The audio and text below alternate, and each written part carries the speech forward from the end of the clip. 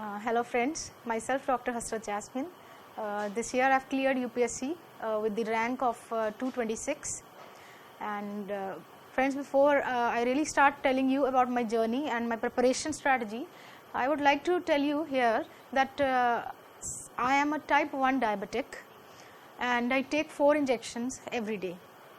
Now by listening that, one thing that should click in your mind automatically is that my preparation would have been different, not easy but a bit different from how others would prepare. And why I really want to tell you about myself being diabetic and then giving this exam and clearing is that I want to give you an impression that those people who clear, that they are not what you typically call asman se utre log, theek hai na?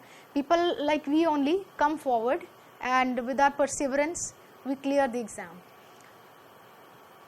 Keep 3 things in mind: hard work, patience and trust in yourself. They are very important, and these things will go with you along your entire journey. Friends, you will have your own set of failures. There will be a few successes, like kabhi pre ho gaya, then next time nahi hua, or anything like that. But keep one thing in mind: always have a motivation. You would have read Ellen Keller's book that says the story of my life. So if she can do it, we all can do it, and each one of us has the potential. The only thing that matters is the correct strategy and motivation to stay in this process. And even I could not clear prelims for 2 years, and while I did it in 3rd. So what really mattered and what really was importance, what really held importance was my support by my family, my parents, all my teachers who helped me groom in this entire preparation, and a lot of areas I took coaching from. Like for example, I took coaching from GS Score for my optional, and I took it from Vision IAS also for some test series. So apart from all these things, your life journey, the entire process, when you give the exam, you grow as an individual. It's a very challenging exam, but at the same time it's a very rewarding journey. You learn a lot of things. You really come to know that how the entire system works, what all is governance all about, and that how everyone is playing their part. So when I talk about myself, friends, having been diabetic for such a long time and being on injections, I had to take care of my health a lot, and sometimes I used to get sick, especially during my mains exams. During my few exams, my sugar levels were totally out of control. But in spite of that, I always managed to take out some time for myself. Whenever we talk about the preparation, we all know there are 3 stages. We have prelims, we have mains, and we have interview.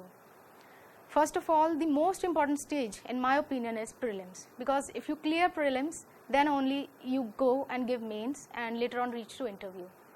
So for prelims, we need to have a very clear cut, well designed strategy that works for you and only you. You have to identify your strengths and your weaknesses. In my case, let me talk very openly. I gave prelims twice before this attempt and I could not clear it because my strategy was not correct. Later on in the 3rd attempt, I realized what were my weaknesses. I worked upon that. Then I realized what were my strengths. I focused on them more, and that really helped me clear prelims. Friends, we know we generally all read basic books, like for history we have Spectrum, for polity we have Lakshmikant, and the list goes on. And those books have to be coupled with NCRTs. Now this is the clear mantra for everyone. There's no substitute for it. But apart from that, what is important in my opinion is you have to understand really that how many questions you have to attempt to get that genuine score and to clear the cutoff. So if we talk about, in my case, I came around that 90 plus questions will always help me clear the cutoff, and anything less than that, I was in the danger zone.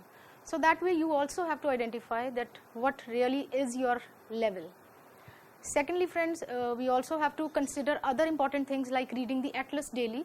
You have to go through atlas. We see a lot of places coming up in the news, be it Syria, be it the crisis in Venezuela. So all those countries you have to keep on going through in the atlas time to time, so that you are well aware what are all the water bodies lying close to that place, or wherever any new summit is taking place. For example, it's in Switzerland or it's in any other place, so you really need to know where that place is exactly located. Prelims is all about details. If you miss those details, you miss prelims. Secondly, current affairs are very important. Apart from the basic GS reading in prelims, we need to focus on current affairs.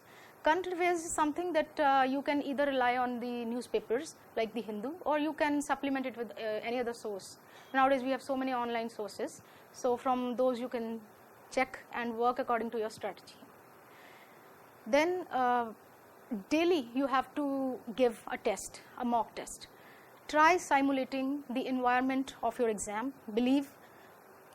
Have that capability that you are sitting actually in the exam and attempt the paper in that way.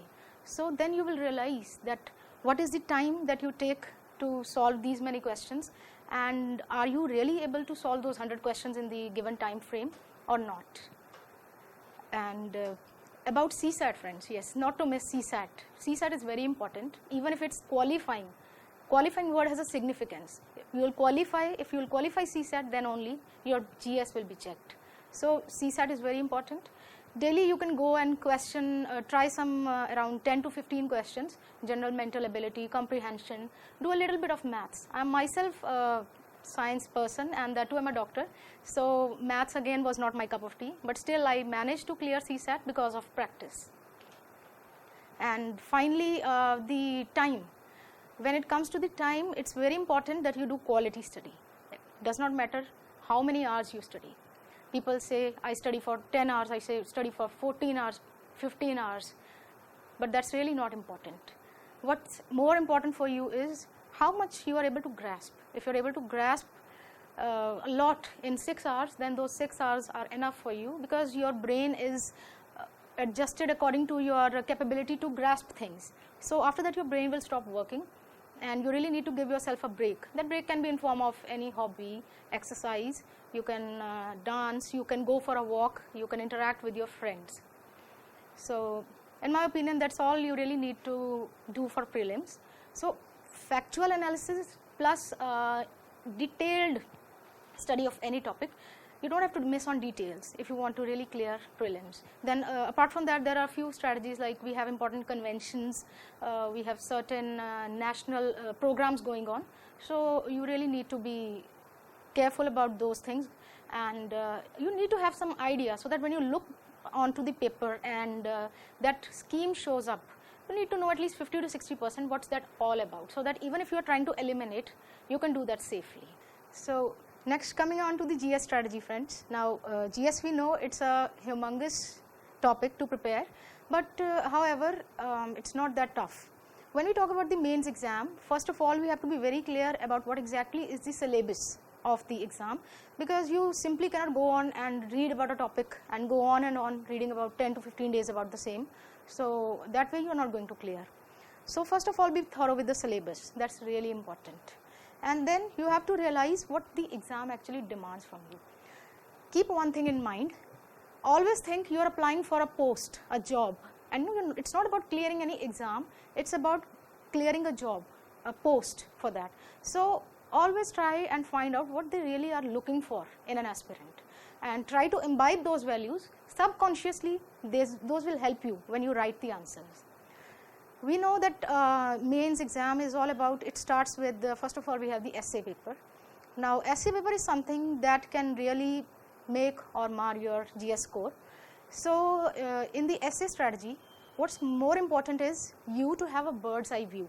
Whenever you are having any essay, to select any essay, we usually have 2 essays that we are supposed to write in a duration of 3 hours.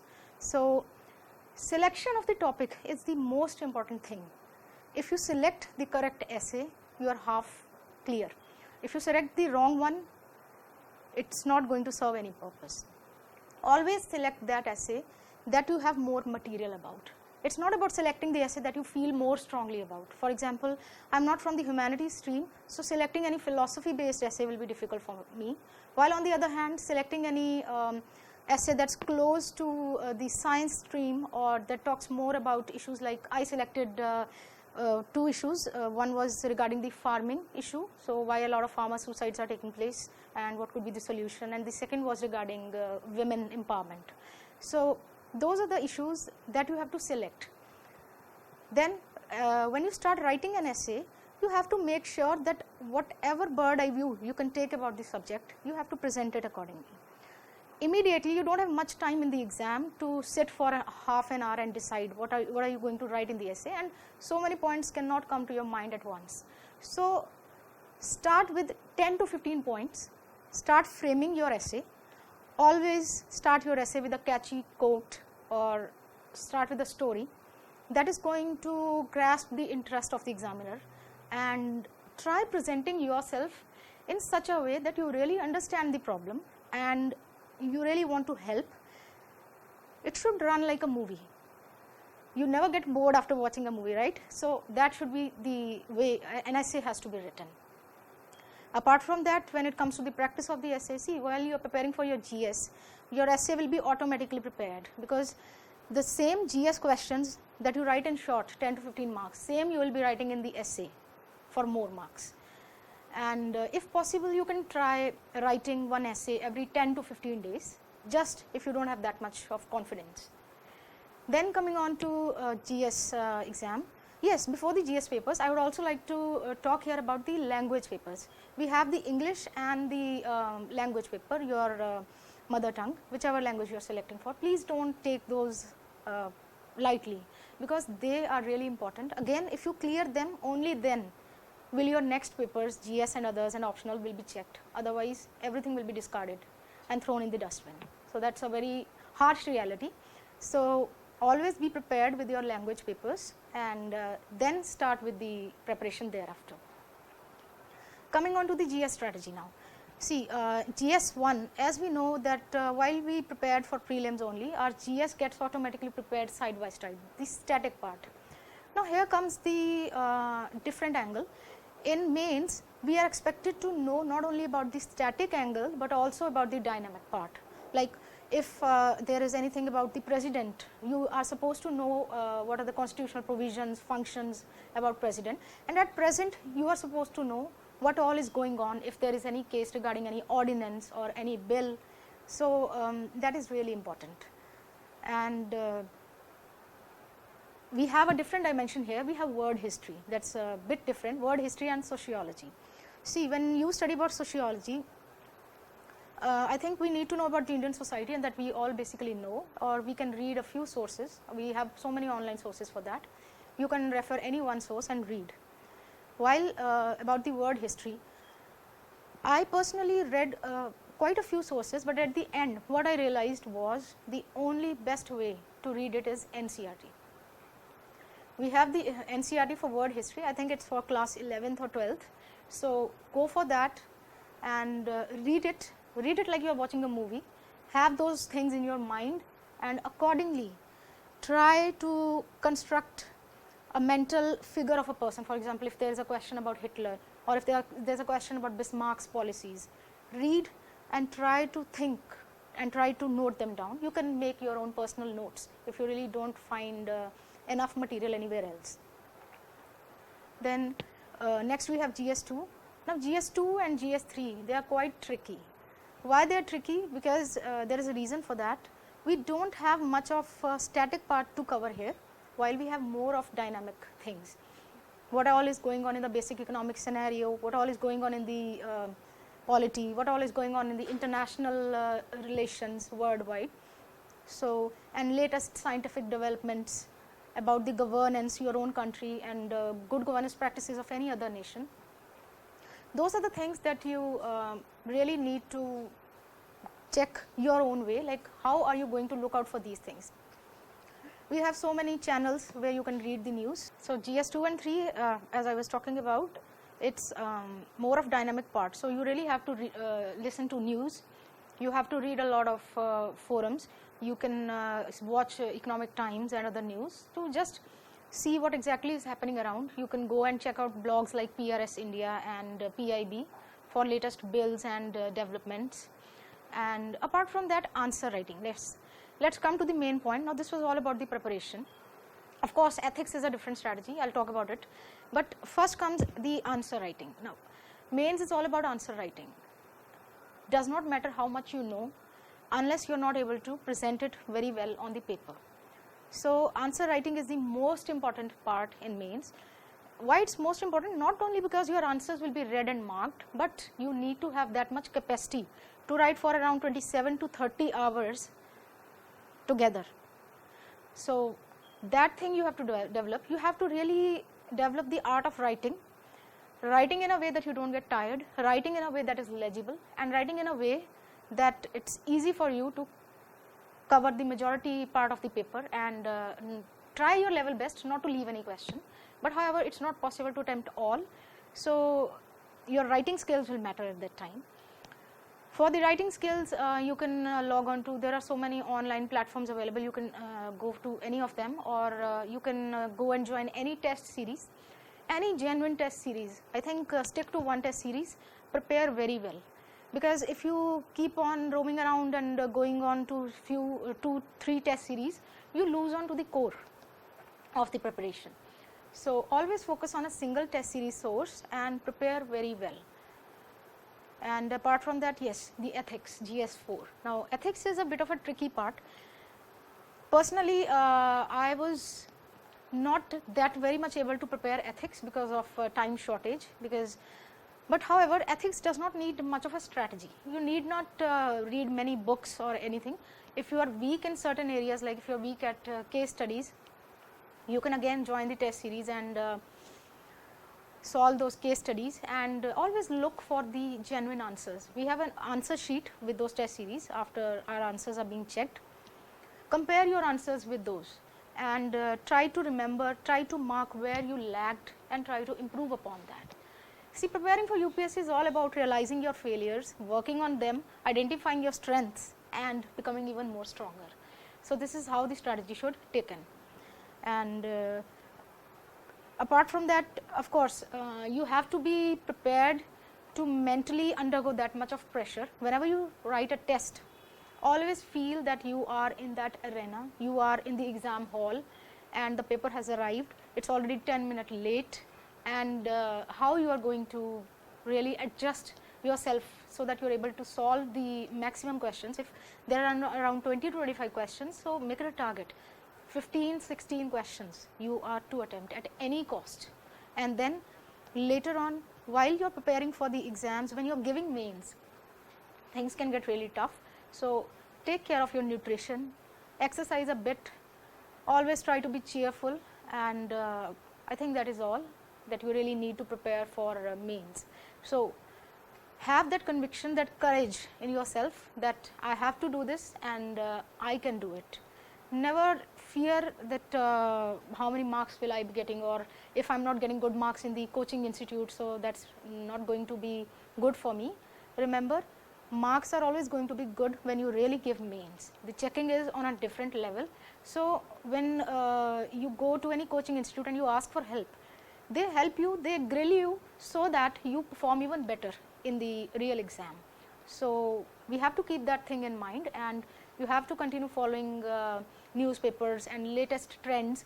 If possible, you can read ARC reports, but that's not really required here. So just stay updated with all the knowledge you have and try practicing. Answer writing is everything. Have a good legible handwriting. I don't say that you have a calligraphic hand, nobody can have that, but it should be legible enough so that you don't get negative marks for bad writing.